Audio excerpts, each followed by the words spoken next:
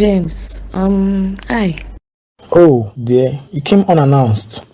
Yeah, I came to let you know that I'll be returning from work late today. Remember I told you about a Chinese firm who has indicated interest in buying a share of my business?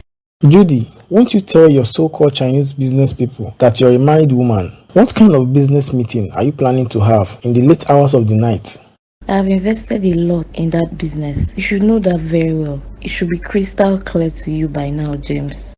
Excuse me, we have invested in that business, not only you. And what happened to the honey you do call me? Why addressing me by my name? I have been a hard-working wife dedicated to my husband, making sure that I cook for you every night and day. We need a cook and a housekeeper, James. I need to focus on my business. You won't turn me into your housewife. I refuse to accept that. Don't I help you out sometimes? This is so good to be true, Judy. We are too young for a cook and a housekeeper. Let's help each other. That's what marriage is all about. I have gone through hell, bricks, and I've skipped hurdles to make you happy in this marriage, James. This should not be only about you. Consider me too. I'll go out there and look for a cook and a housekeeper for us. I won't approve that, Judy. Oh, you won't approve that, right? Then get ready to starve and live in a rotten apartment. You are shouting, Judy. Someone might be eavesdropping. I don't care anymore, James. They should eavesdrop or call the press people to capture our conversations. Who cares? This woman seems to have gotten a financial freedom. She now behaves anyhow, but I won't allow my marriage to fail. I have hands to cook. My decision still thrives. No cook and no housekeeper, and that's fine now.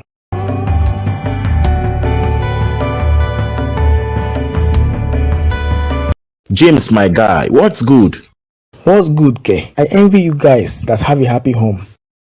What have Judy done this time around? Why don't you try and work things out with her? You are the boss of your firm, for crying out loud. Skip work for 5 days, take your woman out and spoil her a little. I would have welcomed your advice, if at all you practice what you're ministering to me right now, Emma. Are you trying to say I'm not a good husband to my wife? Not at all, oh. Just that Felicia doesn't like luxurious life. If not, what is Dubai that we won't be going every weekend? Same with my wife. She's all about her job now. She doesn't have time for me again. Even at night, when I try to touch her, she always complains of being tired. Guy, you have to work things out with her. You guys just got married, despite dating for 8 years. Enough of Judy and her problems. Right now, I'm so famished. Let's go to one of these fast foods and get our stomachs fuel.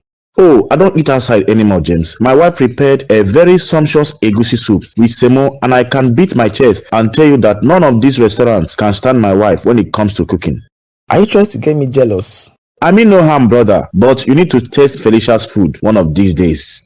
Well, I can see that you're already filled up. Let me go and eat then. Are you leaving me behind? You are not a child. You can find your way back to your apartment.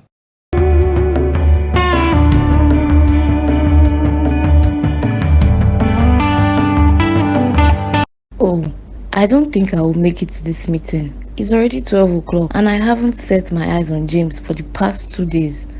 Well, my firm is booming now and nothing can stop it. Where have you been for the past 3 days, Judy? And where is your husband? This is so good to be true here. You, Emmanuel, when have you suddenly become part of my family business? Why would you prioritize your career over your husband and your home too? Listen to me, Emma. I won't stand here and watch you meddle in my business. You that I pleaded to James to allow you handle the contract that changed your life when Felicia, your wife, came running to me that poverty is gradually becoming your surname. I'm not disputing the fact that through you, I knew James and the contract he gave me made me who I am today. But I want you to sit down and ask yourself some questions. Where have my husband been to for the past 3 days now? Is he safe? James is hardworking. I understand sometimes he sleeps over at his workplace to handle this project. So let me be, and I think you have overstayed your welcome. You can use the door now. Well, I'm here to inform you that a couple of days ago, James involved in a terrible accident and he is admitted at the hospital. Maybe you will realize your mistakes when I return back and tell you that James is no more. James had an accident. Wait, Emma, how? James' car is parked right at the garage. So are you pranking me or what? I wish it's a prank. Go to Madonna Hospital and there you will confirm whether I'm pranking you or not. Oh no, James had an accident, hospitalized for the past 3 days. Oh God, what have I done? I have been a terrible wife lately. The business can sink, the clients can wait. I need to see James. Doctor, what happened to my husband? And how is he now? Please, I need to see him. Do I hear you mention husband? Of course, I'm Judy by name, James' legal wife. James has been in this hospital for the past 3 days. Where have you been all this while? Well, I'm a businesswoman, and to be honest, I never knew that my husband was involved in an accident. How then will you know? You don't communicate with him, you don't care about him, you don't even bother to know his whereabouts for the past 3 days. Excuse me, doctor. This is my family business. All you need to do is treat my husband. Stop meddling in our family business. Well, I hope you are ready for the news that's coming. What news is that, doctor? James is in coma. He has a 30-70 chance of survival. I hope this sits well with you now. Are you happy now? Please, doctor, tell me this is a joke. I can't live without my husband. Well, it just happened and you contributed to it. James is a very good friend and he complains to me bitterly about your behavior lately. You frustrated him, starved him of food, even denied him access to your body. I'm sorry, doctor. Please do all you can to make sure James survives. I will devote my time, love, attention, and energy to him and our marriage. Pray to God, not me. I'm only a human and can only try within my limits. I have to see a patient now. God, please save my husband. I promise to submit myself to him and focus on my home. I'm really sorry, my husband. I allowed the money flowing into my account to control me.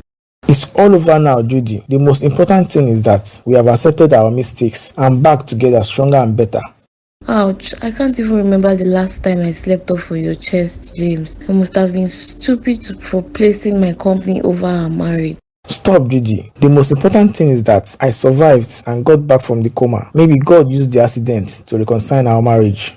I'll cook for you, clean and make you happy, my husband. My company is in capable hands, I believe. Thank you so much, Judy. One thing is to be wrong. Another thing is to accept one's wrongs. Hey, hold on. I miss our days of breakfast in bed. So relax. Let me fix us something delicious. That's how marriage works. Of course, it's not a bed of roses. Yes, there's time of disagreements and intense arguments, but God works in ways we can't see. If we can be able to accept our mistakes and feel remorseful for our action, then there will be peace, harmony, love, and finally break fast in bed.